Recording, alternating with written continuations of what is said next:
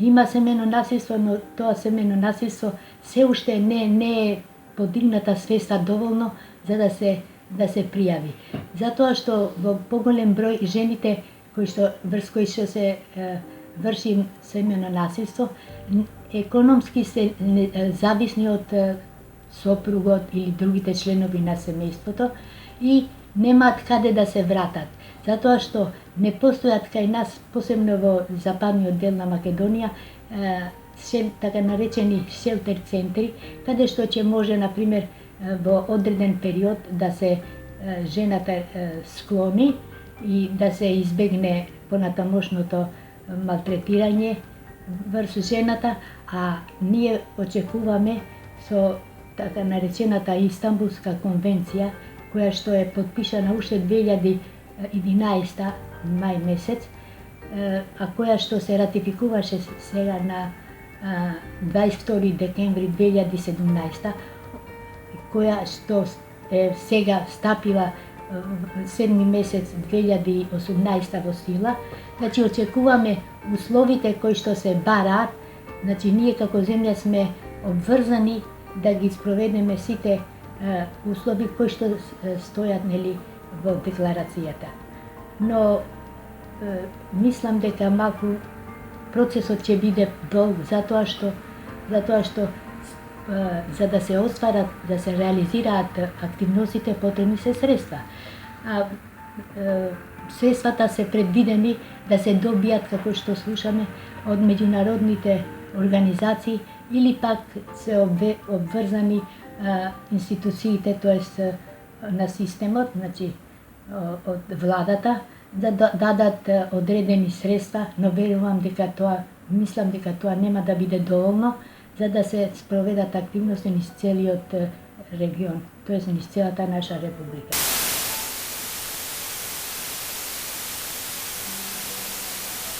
Ние воопшто не сме имале можности да ниту на локално ниво, ниту на централно ниво да добиеме средства. До сега, нели, само од меѓународниот фактор, можам да кажам, сме биле покриени, така што можам да речам дека сепак ние сме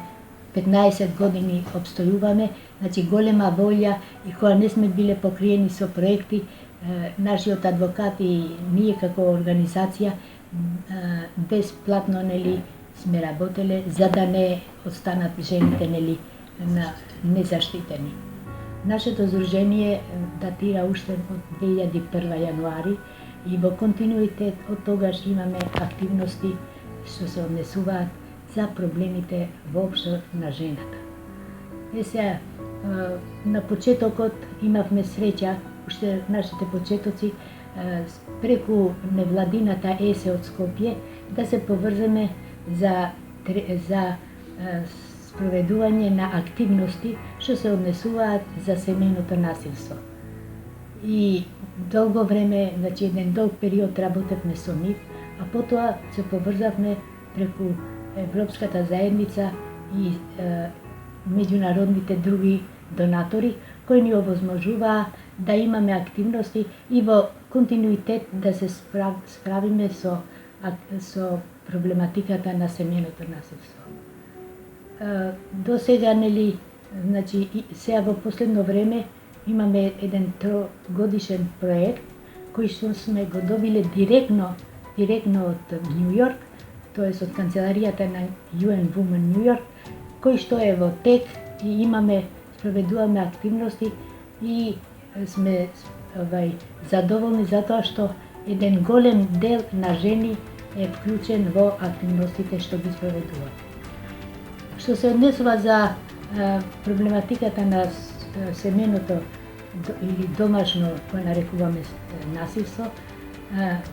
проблемот е во тоа што ние треба во континуитет да работиме и да имаме можности во руралните, да се пробиеме во руралните општини, руралните средини, затоа што таму помалку нели жените имаат контакт со градот и да дојдат до нас. Но ние идеме, одржуваме разни средби и трибини, каде што се актуализира проблематиката на семејното насилство. Мислам дека на почетокот малку беше бевме скептични дали ќе можеме да успееме, но задоволни сме затоа што бројот на жените расте од ден на ден кои што го пријавуваат насилството. Треба да кажеме дека семејното насилство е всушност кршење на човековите права. Порано не се пријавувало, но сега со новиот закон кој што е донесен 2015 стапи во сила, семејното насилство треба да се пријави и ако не се пријавува, тој што слушнал или знае дека постои семејно насилство, може да трпи одредени санкции. Можам да кажам дека ние веќе како организација станавме препознатливи. И сега жените доаѓаат кај нас, затоа што имаме центар за семејно насилство, каде што постои адвокатот, која што ги брани пред судските органи, и координатор, која што ги прима жртвите и која што во континуитет се расправа со проблемите на кои што се наидува за време на процесите кои што се спроведуваат.